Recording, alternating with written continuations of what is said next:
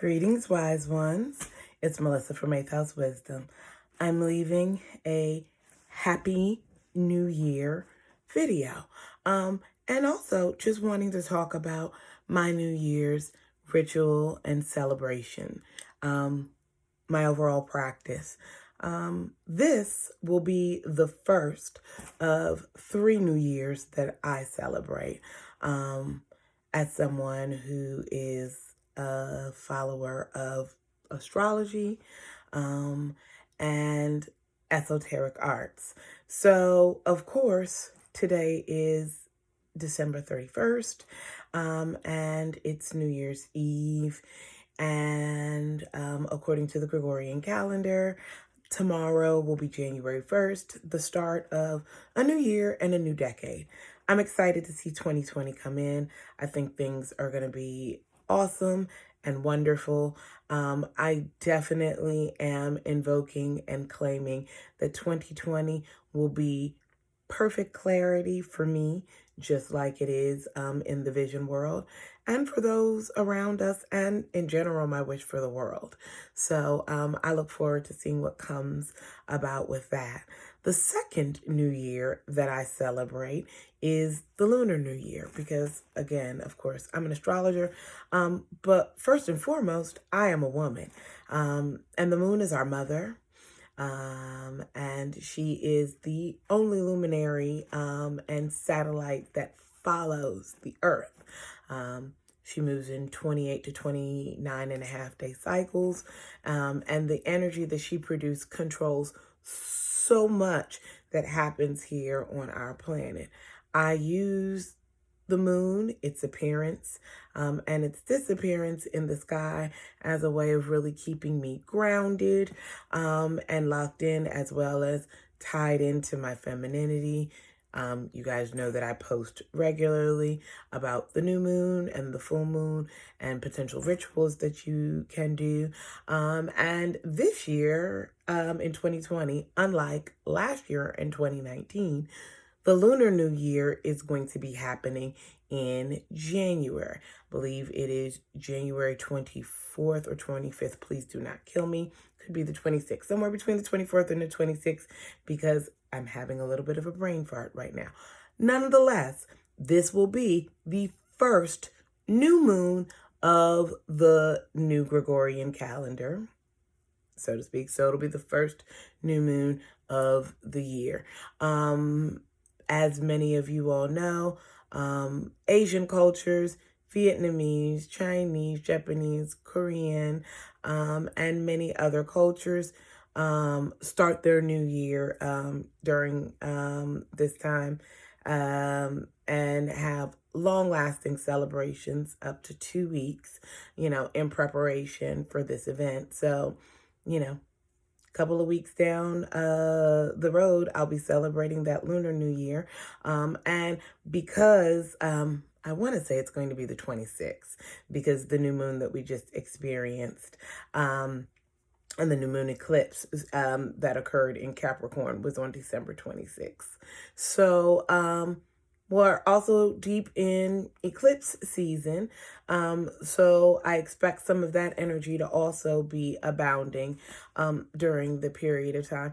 And then the last New Year that I celebrate, again, is astrologically relevant, and it's the astrological New Year. And the astrological New Year falls on the spring equinox, which this year will be March 19th. And not only will that be the opposite of what just happened December 21st, when we moved into the solstice and we experienced the longest night and shortest day of the year, we will reach a midpoint in the year where we will have both equal day and night. Excuse me, that's what the equinox does. But also, when we move into the equinox, that is usually the sun's first ingress into the sign of Aries. And Aries is the first sign of the zodiac, thereby making it astrological New Year. We'll be rounding out the horses here with the signs of Capricorn, Aquarius, and Pisces. And so when we approach the signs of spring, when it's time to do spring cleaning and buds are on the trees, and we have an equal day and night, we will also be moving into the start of a new astrological year.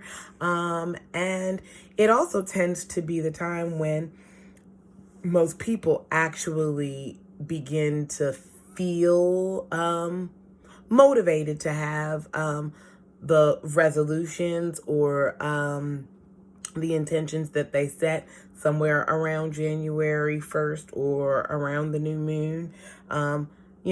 It's cold, it's dark, at least here, in the northern hemisphere, and in parts of the Western world. So many of us have difficulty with the thought patterns of setting new goals and intentions, and then the contrast to how cold and barren it looks outside and how the energy isn't necessarily supporting you in feeling like you want to take new actions and new steps. But when the astrological new year comes around, we've experienced a bit of that winter thaw.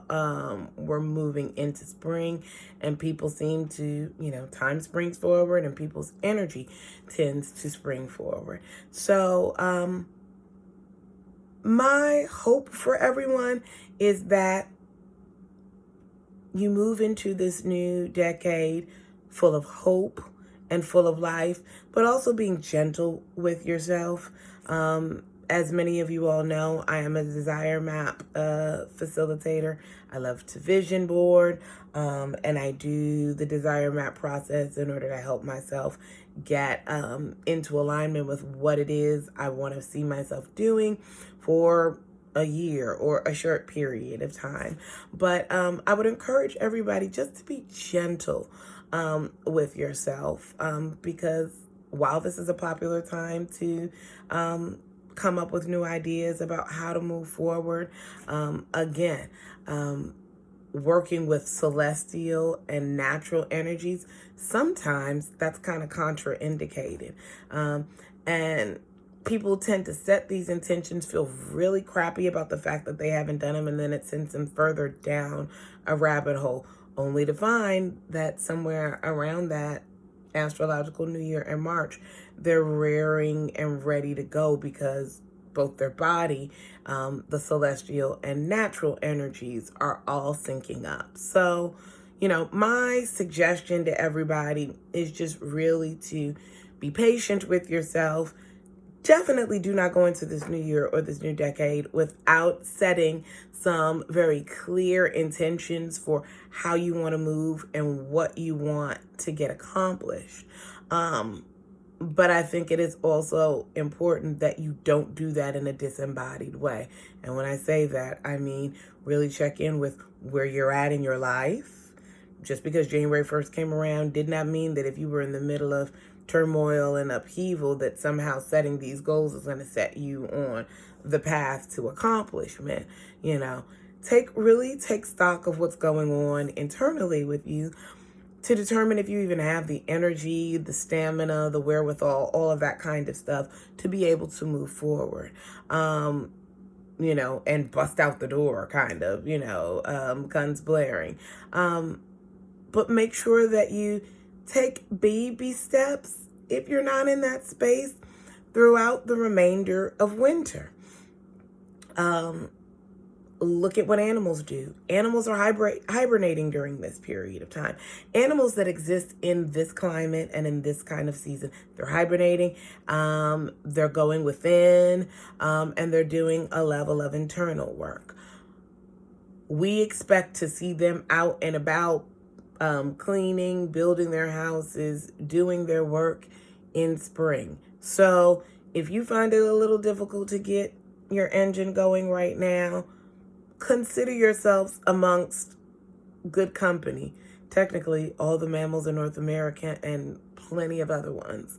And recognize that this is an opportunity for your body to sync up with natural rhythms.